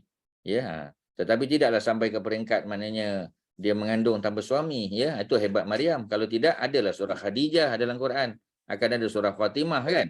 Tapi tak ada, yang ada hanya surah Maryam kerana keistimewaan yang Allah bagi pada Maryam. Malah dia mengandungkan seorang apa? Ya, seorang anak yang akhirnya menjadi Nabi dan Rasul. Ya, Nabi Isa alaihissalam. Okey, ya, itu kalau kita boleh detailkan tuan-tuan. Balik kepada yang pegang bendera tadi, Usaid bin Hudair. Ya, itu yang kita sebut tentang Mus'ab tadi. Sebab Usaid bin Hudair adalah pemimpin Aus. Ya, jadi Mus'ab datang ke kebun dia, minta izin kepada Usaid untuk bercakap tentang Islam. Usaid mula-mula tak mau terima, tuan-tuan. Tapi kata Mus'ab, ya, benarkan aku bercakap. Ya, sekejap. Kalau kamu tak suka, kau halau aku keluar. Ya, tapi bila Mus'ab buka cerita, buka mulut, dia cerita, Usaid jadi terpikat. Ya, jadi seronok dengar. Dia tanya pula soalan dan akhirnya masuk Islam. Malah kabilah dia pun, ya, Aus sebahagiannya masuk Islam. Begitu juga, ya, kita kata Al-Hubab bin Al-Munzir. Ini salah seorang daripada military leader. Al-Hubab bin Al-Munzir ni antara yang memberi cadangan pada Nabi dalam perang Badar. Ya, ketika Nabi buat keputusan untuk berkemah di satu tempat, ya, maka Al-Hubab bin Munzir tanya, ya Rasulullah, adakah keputusan ini wahyu daripada Allah ataupun ijtihad Nabi semata-mata? Nabi punya, apa kita panggil? Ya, Nabi punya pandangan aja. Ya, Nabi punya insight aja. Maka Nabi kata, ini hanya pandangan aku. Haza fi ra'yi ana. Ya, bukan daripada wahyu. Ya, laisa minal wahyi, bukan daripada wahyu. Maka kata Hubab, kita ke depan lagi. Ya, kita move forward kerana di depan ada lagi sumber air. Kalau kita bertahan di sini, nanti sumber air di depan musuh akan ambil, Quraisy musyrikin. Tapi kalau kita pergi ke depan lagi, ya, kita ambil yang paling besar ataupun yang paling dekat dengan musuh, yang lain-lain tu kita tutup. Ya, perigi kita tak boleh tutup, tapi dalam perang boleh. Ya, maka pihak musuh tak ada sumber air. Jadi kalahlah musuh, tuan-tuan. Kerana walaupun senjata hebat, walaupun tentera ramai, ya, tapi kalau tak ada air, macam mana tuan-tuan tak survive? Di padang pasir pula, ya. Sebab tu tempat yang diambil oleh Nabi itu telah ditegur oleh Al-Hubab bin Al-Munzir, sehingga Nabi mengikut cakap Al-Hubab. Sebab beliau yang tahu selok-belok lokasi yang bernama Badar tu. Dia lagi tahu, tuan-tuan. Sebab dia orang Madinah. Jadi 3 tadi, ya, apa ni, panji-panji kecil, ada 1 panji besar dipegang oleh siapa tadi, tuan-tuan? Ya, oleh Abu Bakar As-Siddiq. Apabila tentera muslimin melalui kawasan Al-Hijr. Al-Hijr ni di mana, tuan-tuan? Hijr adalah di Madain Saleh. Madain Saleh berada di utara Madinah, lebih kurang 450 km. Ya, Mekah pergi Madinah tu lebih kurang 450 km. Ya, apa ni, Madinah ke atas lagi ke utara, pergi ke Madain Saleh lebih kurang jarak yang lebih kurang sama, tuan-tuan. Ya, tuan-tuan boleh keluar daripada Madinah selepas solat subuh, selepas kita sarapan di hotel, ya, selepas kita sarapan di Movenpick, Anwar Movenpick di Madinah, ya, bas dah tunggu, kita pun teruskan perjalanan. Ya, kita sembahyang Zuhur jamak dengan Asar di Madain Saleh. Ya, kita bukanlah di Madain tu, di bandar paling dekat dengan Madain dipanggil Al-Ula. Ya, kita duduk situ makan tengah hari sebagainya. Kita pergi Madain Saleh tu sekadar untuk membuktikan, ya, ayat Allah Subhanahu Wa Taala, berjalanlah kamu atas muka bumi dan lihatlah bagaimana Allah buat, ya, kesudahan kepada orang yang mendustakan agama. Fasiru fil ardi, berjalanlah kamu atas muka bumi. Fanzuru, dan lihatlah kaifakana, bagaimana akibatul mukazzibin, bagaimana Allah buat akibat the ending of people yang disbelieve in Allah the Almighty. Ya, jadi maknanya apa, tuan-tuan? Maknanya Allah suruh kita tengok. Ya, jadi kalau orang tanya kita apa hukum pergi tengok? Hukumnya adalah perintah Allah tu. Ya, jadi kalau kita boleh pergi tengok dapat pahala. Ya, tetapi jangan berlama-lama. Sebab apa? Kita tengok. Ya, ini adalah kawasan perkampungan kaum Samud. Ya, yang telah mendustakan Nabi Saleh. Ya, Nabi Saleh. Nabi Saleh ni Rasul yang keberapa, Kak Zainab? Nabi Saleh. Lepas pada Adam. Nabi Saleh yang keberapa? Yang ke, tuan-tuan? Soalan yang kelima. Nabi Soleh yang kelima tuan-tuan ya, selepas Nabi Hud. Nabi Hud nombor 4, betul. Adam, Idris, Nuh nombor 3 ya. Hud nombor 4, nombor 5 Nabi Soleh, nombor 6 Ibrahim. Jangan lupalah tuan-tuan 25 rasul, tuan-tuan kena fasih lah. Nanti kita bersebut. Rasul yang ke-15 Musa. Rasul yang ke-10 ya, apa ni Yakub. Rasul yang ke-20 Sulaiman, ya, 21 siapa? Ya, 22 siapa? Jadi tuan-tuan kena tahu sebab dia punya sekuen tu. Sebab bila kita baca Quran, Allah tidak susun Al-Quran ikut sekuen Nabi dan Rasul. Allah tak ikut. Ya, kecuali beberapa fakta dalam Quran yang Allah susun ikut sekuen. Tetapi apabila disusun surah Al-Baqarah ya. Jadi bila tengok Al-Baqarah cerita Nabi Musa, ya, Nabi Harun.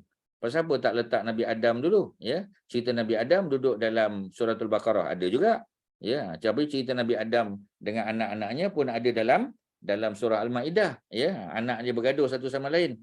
Maknanya nak bagi tahu bahawasanya susunan Quran tidak mengikut sekuen. Quran tidak disusun ya according to chronological order. Tak, tuan-tuan.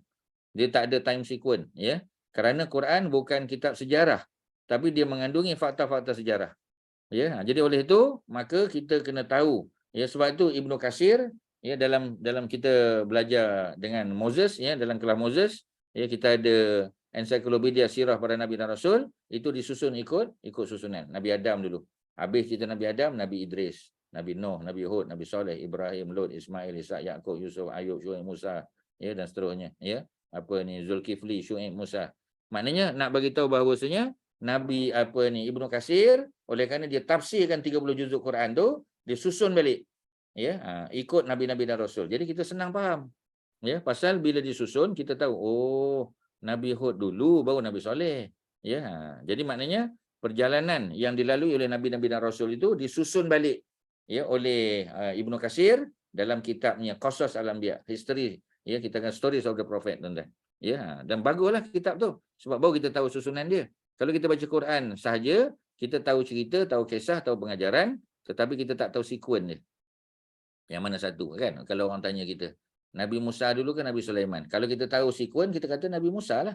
Nabi Musa nombor 15, Nabi Harun nombor 16, Nabi Daud ya 19, Nabi Sulaiman 20. Dah tentulah Nabi Musa dulu baru Nabi Sulaiman. Tapi kalau tuan-tuan tak tahu sekuen, tuan-tuan akan tertukar nanti.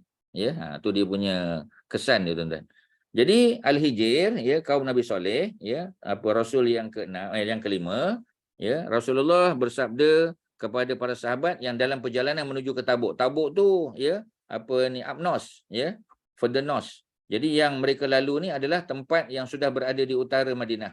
450 km lebih kurang perjalanan dia ya. Jadi Nabi kata apa? Jangan kamu masuk ke perkampungan kaum Samud yang melakukan kezaliman kecuali dalam keadaan menangis. Ya, kena tutup kepala, tuan-tuan.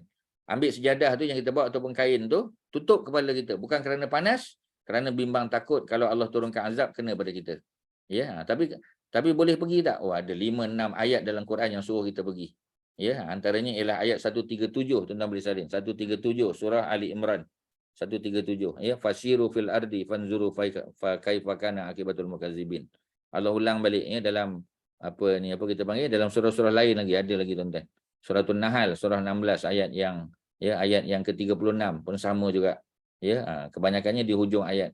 Berjalanlah kamu atas muka bumi, berjalanlah kamu atas muka bumi, bukan melihat secara online saja. Berjalanlah kamu atas muka bumi dan lihatlah bagaimana Allah telah buat kesudahan kepada orang yang mendustakan agama.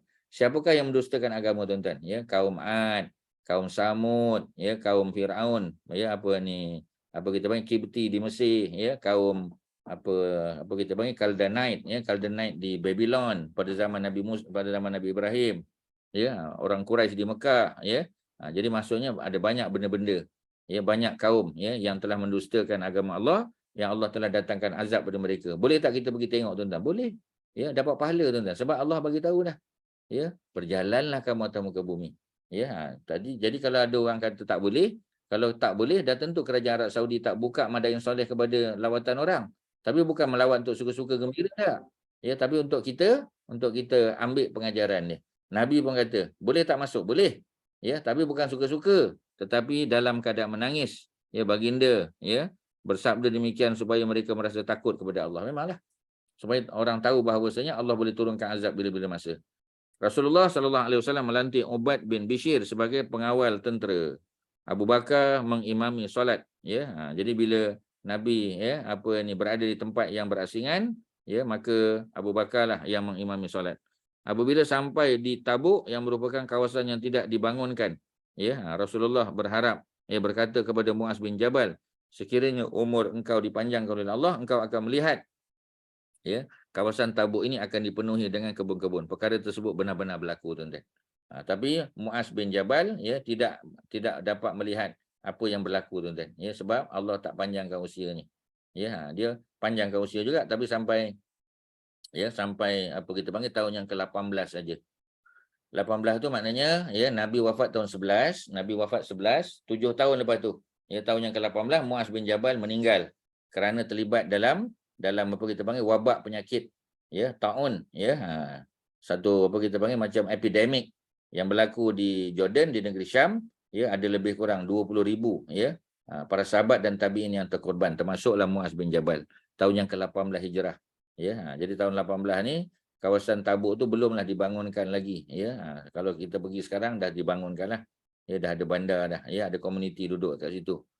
Okey, ya, ketika tentera muslimin sedang berehat, Abu Khaisamah, ya, sampai. Kisah yang menyebabkan beliau menjejaki Rasulullah, ya, ialah pada suatu hari yang panas terik, beliau bertemu keluarganya. 2 orang isterinya ketika itu sedang berada di kawasan beratap seperti kemah lah, dalam kebun. Mereka membasahkan kawasan berteduh, menyejukkan air dan menyediakan makanan. Ketika itu panas sangat terik. Melihat seruan itu, semua itu, beliau berkata Rasulullah berada dalam kepanasan, sedangkan Abu Khaisamah berada di bawah, ya, teduhan air yang disediakan, ya, dan perempuan-perempuan cantik isteri dia tadilah. Ya, ini tidak adil, kata dia. Asalnya empat-empat ni tak begini. Ya, asalnya Ka'ab bin Malik, ya, kita dah sebut tadi kan. Hilal bin Umayyah, ya, Murarah bin Ar-Rabi', ya, dan juga Abu Khaisamah. Ada 4 orang tak pergi. 4 orang ni imannya kuat, ya. Mereka bukan orang munafik. Tetapi mereka disibukkan dengan pokok-pokok, buah-buah kurma yang sedang masak ranum. Jadi oleh kerana itu apa yang berlaku? Yang berlaku ialah 4-4 tak pergi. Tetapi salah seorang daripada mereka, nombor 4, namanya Abu Khaisamah, ya, apa yang berlaku? Beliau ketika berehat bersama dengan 2 isterinya, dengan makanan, dengan teduh dan sebagainya, dia kata tak adil ni. Ya, Rasulullah sedang berpanas terik. Ya, jadi oleh kerana itu apa yang berlaku? Yang berlaku ialah dia nak menyertai Rasulullah. Sediakan bekalan untukku. Ya, maka kedua-dua isterinya melakukan apa yang dimintanya. Kemudian beliau menunggang unta, mengambil pedang dan tombak. Beliau keluar untuk mengejar Rasulullah SAW dan menjumpa baginda ketika sedang berehat di Tabuk. Ya, jadi Nabi dah sampai Tabuk, dia menyusul, baru datang, ya. Dan akhirnya alhamdulillah kita kata dia dapat menyertai perang Tabuk. Maknanya daripada 4 tu seorang dah pergi, 3 tak sempat nak pergi. Bukan 3 tu tak nak pergi, tapi mereka disibukkan dengan buah-buah di kebun. Bagi mereka siap kutip buah, mereka akan pecut kuda mereka menuju ke medan Tabuk. Tapi tak sempat kerana peperangan Tabuk tidak berlaku. Musuh telah lari, ya, menyebabkan Nabi dan para sahabat pulang lebih awal, tuan-tuan. Okey, ya, selesailah, ya, perbincangan tentang perang Tabuk. Ya, ada cerita tentang apa ni, Ailah, ya, tentang tempat-tempat lain, ya, apa ni, Azruh, Jarbak dan sebagainya. Kalau ada soalan sebelum kita sambung, silakan. Ada apa, tuan-tuan? Ada apa soalan? Ya, Haji Asy'ari tak ada. Kalau Haji Asy'ari ada, dia boleh tanya soalan, ya. Yang lain-lain silakan, ada apa? Ya, Kak Lis ada soalan, Kak Zainab. Ustaz, Tabuk tu Madinah berapa jauh, Ustaz? Tabuk ke Madinah, ya, lebih kurang, tak salahnya 800 km. Maknanya macam 2 kali ganda. Ya, kalau tadi apa ni Madain Soleh di Hijir tu 450. Jadi atas lagi, ya. Mungkin separuh perjalanan lagi. Maksudnya, ya, lebih pada 800 km perjalanan. Memang jauh sungguh. Ya, ke Madain Soleh tu pun jauh dah, tuan-tuan. Atas lagi, ya. Kita naik bas pun seharian. Ya, pagi kita keluar, ya.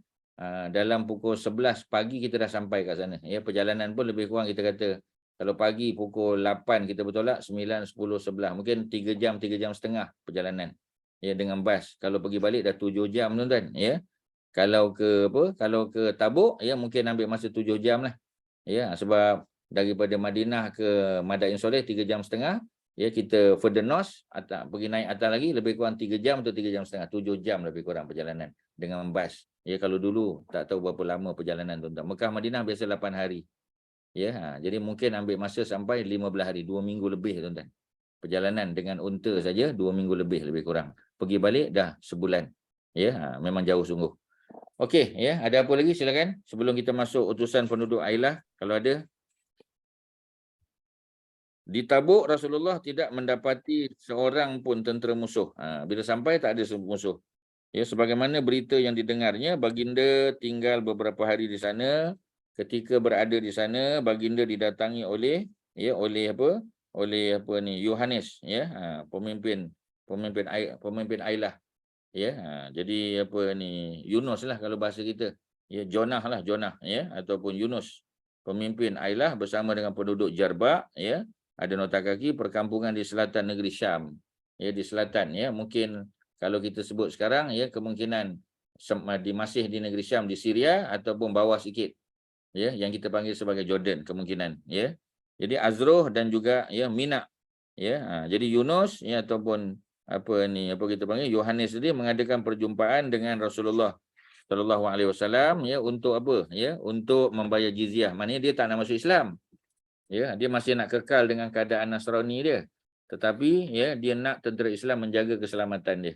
Ya, jadi sebab mereka berada di bawah Byzantine Empire. Ya, jadi Byzantine tu Nasrani, mereka pun Nasrani Ortodok.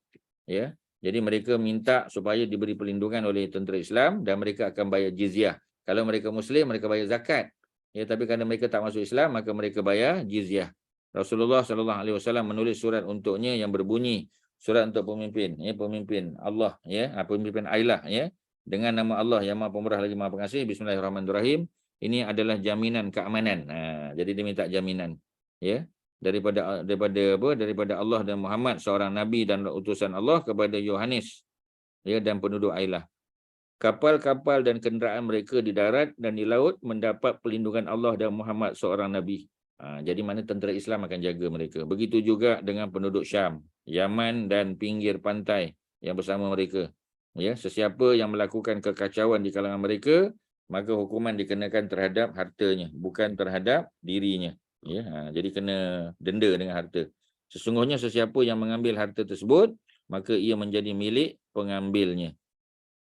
Tidak boleh menghalang mereka daripada mendapat air dan tidak boleh menghalang mereka menggunakan jalan sama, ada jalan darat maupun jalan laut. Jadi kalau dia dah berada di bawah apa kita panggil, ya, perlindungan kerajaan umat Islam, ya, jadi dia boleh gunakan jalan perjalanan darat ataupun laut, boleh guna.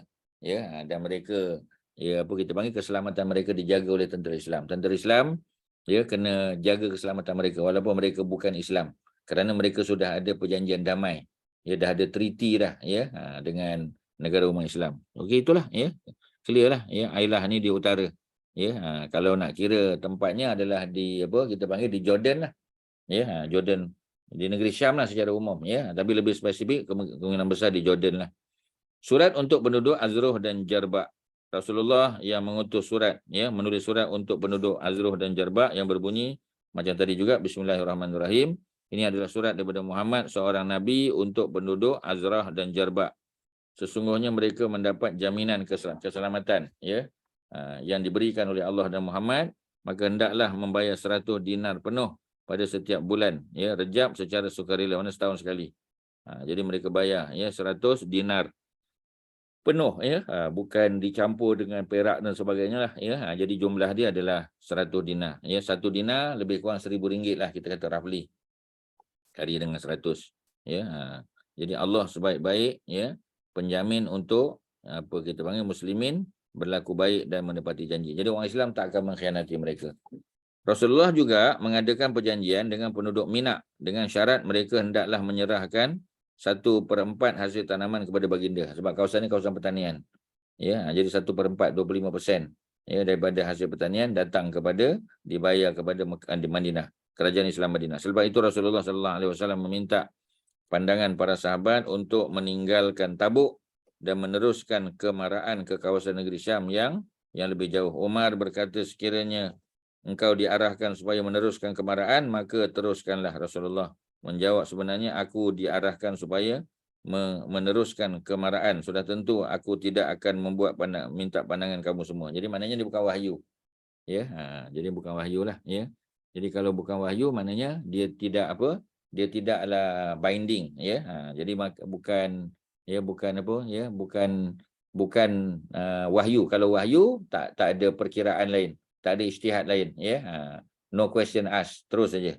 Tapi kalau dia bukan daripada wahyu, dia hanya ijtihad, ya. Wa hadza fi ra'yi ana, kalau Nabi kata, dan ini berasal pada pandangan aku saja, maka tidak ada tuntutan untuk ikutlah. Umar berkata, ya Rasulullah, tentera Rom mempunyai kekuatan yang besar dan di negeri Syam tidak terdapat seorang pun yang menganut agama Islam. Bahawa masa ni di negeri Syam tak ada orang masuk Islam lagi. Ya, maknanya disadvantage pada kita.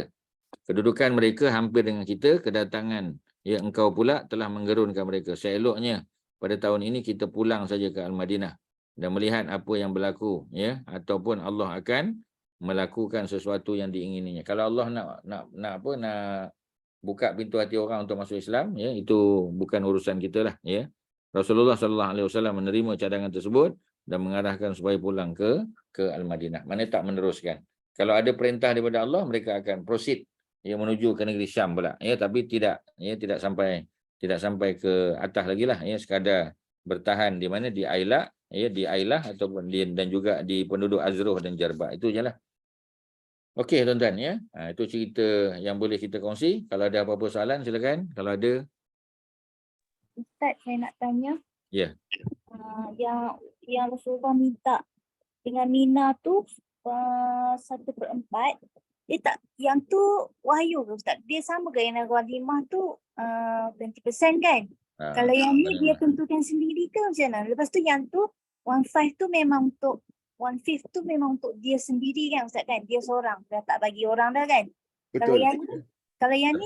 Kalau yang ni tak tahu apa sumber, ya. Ada tak mana-mana ayat Quran yang cerita? Ustaz tak pasti, ya. Ataupun dia adalah, ya, kita kata wahyu dalam bentuk apa kita panggil pernyataan Jibril saja ke? Sebab kalau kita sebut wahyu ni bukan mesti daripada ayat Quran, ya. Macam kita kata isu Nabi dan para sahabat pergi umrah kan, kita dah sebut dulu, ya, umrah tahun yang ke-6 Hijrah tu. Jadi walaupun bukan ijtihad Nabi tak boleh, sebab ibadah tak boleh ijtihad, ya. Dia mesti datang daripada wahyu, tapi wahyu bukan ayat Quran, ya. Yang cerita pasal haji umrah yang wahyu daripada Quran tu kemudian. Tapi peringkat awal masa nak benarkan Nabi pergi itu, dia hanya mimpi saja. Kadang-kadang datang dalam mimpi, wahyu juga. Sebab wahyu yang datang pada mimpi yang datang pada Nabi dan Rasul, ya, ru'yal anbiya, ya, wahyun. Mimpi para nabi adalah wahyu, mimpi para rasul adalah wahyu. Kadang-kadang Jibril datang untuk tegur Nabi. Contoh macam Nabi menceraikan apa kita panggil, ya, Hafsah binti Umar. Ya, oleh kerana Hafsah dipecahkan rahsia, Nabi suruh dia jaga rahsia, dia tercerita dengan Aisyah, ya.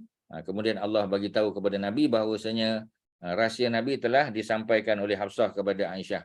Ya, maka Nabi telah menceraikan Hafsah sebagai pengajaran pada dia, sebab bila orang pegang rahsia dia kena jaga, ya. Tapi dia telah cerita pada kawan baik dia, yakni Aisyah. Jadi Allah telah tegur dia dan Nabi telah menceraikan Hafsah dengan talak 1. Kemudian datang Jibril, perintah Nabi supaya merujuk balik. Jadi bukan daripada mimpi, tapi Jibril datang bukan ayat Quran, ya. Tetapi dia dalam bentuk perintah juga. Jadi tak pasti yang mana satu, ya. Sama ada daripada mimpi ataupun, ya, daripada ayat Quran, rasanya tak ada, ya. Kalau ada tuan-tuan boleh bagi tahu pada ustaz.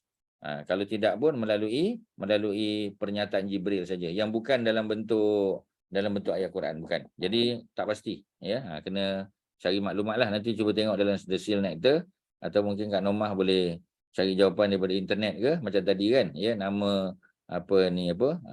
Persian Emperor, ya, Persian Empire punya emperor siapa. Jadi kita tengok, ya, dia punya jawapan nanti insya-Allah. Kalau ada share lah. Okey, ada lain silakan. Ada apa tuan-tuan? Ustaz, Kalau ada, Rasulullah duduk kat Tabuk ni for 20 days, kan? Hmm. Lepas tu barulah bila dia tengok musuh tak ada, baru dia keluarkan surat-surat ni kan Ustaz? Baru ada, sebab masa Nabi duduk di situ tu, ya, masa dalam proses 20 hari tu, itu yang ada pimpinan daripada Ailah, daripada Jarba, daripada Azruh tu datang, ya. Jadi kalau yang Ailah tadi dia datang, ya, dia approach Nabi. Tapi apa untuk Azruh dengan Jarbak ni lebih pada Nabi menulis surat. Itu dalam proses tu juga. Dalam proses menunggu tu, ya, sebab Nabi nak make sure musuh tidak datang balik. Kadang-kadang musuh ni dia buat trik aja. Ya, maknanya dia bukan lari pun, ya, dia cuma bersembunyi. Bila dia tengok orang Islam lalai, dia akan serang, ya. Jadi dalam konteks tadi dia berlaku, kalau tengok pada bacaan secara zahirnya nampak within that 20 days juga, ya, bukan selepas tu. Bila dah 20 hari barulah, ya, Nabi kita panggil, seolah-olah Nabi nak mengarahkan para sahabat untuk proceed, ya, tapi Umar tanya, ya, yang ini daripada wahyu ataupun sekadar Nabi punya ijtihad saja. Jadi bila Nabi kata ini hanya ijtihad, ya, maka Umar pun, ya, setuju untuk bersama Nabi pulang ke Al-Madinah, bagi rehat para sahabat lah, sebab perjalanan pun sudah kita kata 15 hari sebagai contoh, 2 minggu, lebih pada 2 minggu.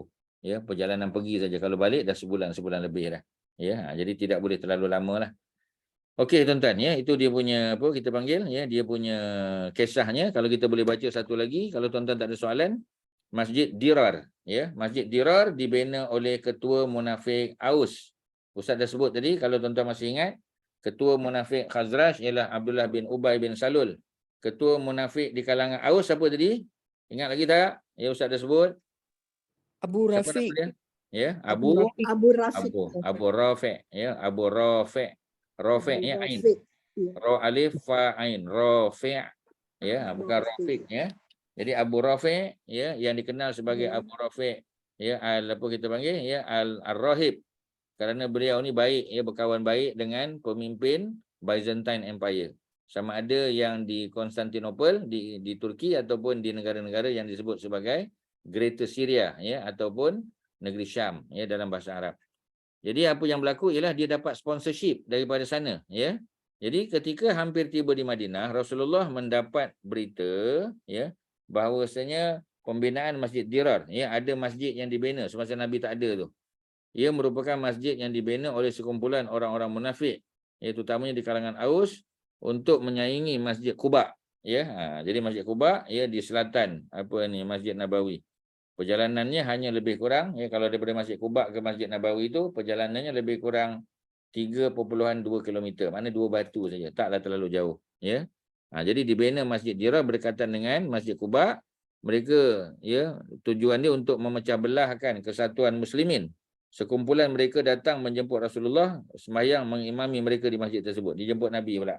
Sebab kalau Nabi datang, Nabi solat di situ, mana itu satu pengiktirafan. Ya, dia pandai, dia buat trik lah. Baginda, ya, sallallahu alaihi wasallam dijemput, Nabi bertanya sebab pembinaannya. Mereka bersumpah apa yang kami mahu hanyalah kebaikan. Ya, apa kita panggil, ya, kita wa man nuridu ilal islah, ya, wa man nuridu ilal khair, ya, yang kami mahu adalah kebaikan. Ya, kami tak ada tujuan lain, dia kata macam itulah. Sedangkan Allah menyaksikan bahawa mereka adalah golongan mukazzibin, golongan yang mendustakan agama. Dengan itu Rasulullah mengarahkan sekumpulan para sahabat pergi ke Masjid Dirar untuk meruntuhkannya. Sebab duit yang digunakan untuk membina masjid itu adalah duit yang tidak patuh syarak. Ya, kalau duit itu patuh syarak, kita tak boleh runtuhkan dia. Ya, mereka melaksanakan arahan tersebut. Apabila Rasulullah berada di Madinah, mereka yang tidak menyertai peperangan datang menyatakan keunduran. Masing-masing datang. Ya, bagi tahu, ya, kami tak boleh datang, kami ada itu hal, kami ada macam-macam hal. Jadi bila begitu keadaannya, maka sebahagian besarnya Nabi terima, walaupun Nabi tahu mereka berbohong, ya. Jadi mereka bagi tahulah uzur, ya, dengan dusta masing-masing lah, ya. Rasulullah untuk menerima kemuzuran tersebut berdasarkan zahir saja dan menyerahkan apa yang sebenarnya kepada, ya, yang terdapat dalam hati mereka kepada Allah. Baginda sallallahu alaihi wasallam juga, ya, berdoa meminta ampun untuk mereka. Jadi maknanya Nabi minta ampun pada mereka, tuan-tuan. Ya, Nabi tidaklah membiarkan mereka begitu saja, ya. Jadi kita kena berhenti kat situlah. Masjid Dirar, ya, tuan-tuan boleh letak, ya, yang diasaskan oleh siapa tadi? Oleh Abu Rafiq. Ya, oleh Abu Rafiq, ya. Ra alif fa ain, Abu Rafiq, ya. Dipanggil sebagai apa tadi? Ya, Rahib, Ar-Rahib, ya. Tapi dia bukan, ya, bukan rahib pun, ya, dia berkawan, dia baik dengan, ya, jadi dia terkesan dengan agama Kristian. ya, terutamanya kerana dia berulang-alik ke negeri Syam, ya, juga ke apa kita panggil ke Byzantine Empire, ya. Jadi dia bukan ar-rahib, bukan, ya. Dia adalah al-munafik, tuan-tuan, ya, bukan munafik lagi, lebih pada tu lagi, ya. Tak ada istilah nak sebut kat dia, tuan-tuan, ya. Tetapi dialah yang mengasaskan pembinaan Masjid Dirar. Ya, kalau Abdullah bin Ubay terkenal, ya, sebagai ketua munafik di kalangan Khazraj, Abu Rafi' adalah seorang ketua pemimpin munafik di kalangan Aus. Ya, dan anak beliau, anak Abu Rafi' meninggal dalam perang Badar, syahid, dibunuh, namanya ialah Hanzalah. Ya, Hanzalah, ya, yang baru kahwin, belum sempat mandi janabah lagi. Ya, jadi kita ada Hanzalah. Ya, Hanzalah bin Abi Rafi'. Ya, itu cerita dia, tuan-tuan. So kita siaplah, ya. Kita siap pada hari ini, ya. Pada apa kita panggil, pada hari ini 21 kan, 21 hari bulan 6, ya, 2023, ya. Kita selesai dengan PMP pada muka surat yang ke-321. InsyaAllah akan datang 3 orang yang tidak ikut serta. Apa jadi pada siapa kita panggil, ya, pada Ka'b bin Malik, ya, kepada siapa lagi tadi, kepada Hilal bin Umayyah, kepada Murarah, ya, Murarah bin Ar-Rabi', apa jadi? Pada Abu Haisamah selesai. Abu Haisamah dapat kecap, ya, dapat ikut. Cuma macam tadilah, ya, dia punya kedatangan tu lambat sikit lah, ya, sebab dia mula-mula sibuk dengan ladang dia.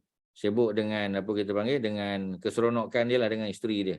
Ya, tetapi akhirnya dia dapat kesedaran, dia kata kalau aku bersenang-senang tak adil untuk Nabi. Nabi sedang bersusah payah, berpanah terik. Jadi dia pun pacu unta dia, ya, dengan perbekalan dia. Okey, selesai di situ. Ada soalan? Mungkin 1-2 soalan sebelum tamat, silakan. Maknanya Tabuk ni tak jadi perang lah Ustaz, ya? Tak jadi perang. Tapi pahala perang dapat. Masih dianggap perang Tabuk. Masih kita panggil Ghazwah Tabuk. Ya, walaupun tak jadi perang, tapi pahalanya tetap dicatat. Ya, dicatat juga. Ya, jangan bimbang. Macam umrah Hudaibiyah. Umrah Hudaibiyah tak jadi, terhalang. Tetapi tetap dikira sebagai umrah juga. Dapat 1 umrah pahalanya. Sama, tuan-tuan. Ya. Okey, lain silakan. Last, kalau ada. Tak ada. Kalau tak ada, terima kasih pada PMP, ya, Pertubuhan Minda Progresif, kepada pimpinan PMP, ya, Kak Shima, pada Haji Shoaib, ya, pada semua kita panggil mereka yang terlibat, ya, di belakang melaksanakan program kita pada hari ini. Tuan-tuan dan puan-puan yang sudi datang dengar, ya, sama-sama terlibat dalam bertanya soalan, mudah-mudahan, ya, jadi amal soleh untuk kita. InsyaAllah kita jumpa pada kesempatan lain. Wassallallahu ala sayyidina Muhammadin wa ala alihi wa sahbihi wasallam. Alhamdulillahirabbil alamin. Assalamualaikum warahmatullahi wabarakatuh. Ya, sama. Terima kasih Ustaz. Sama-sama, ya. Jazakumullah khairan. Wa antum Terima jazakumullah. kasih Ustaz. Terima kasih, Ustaz.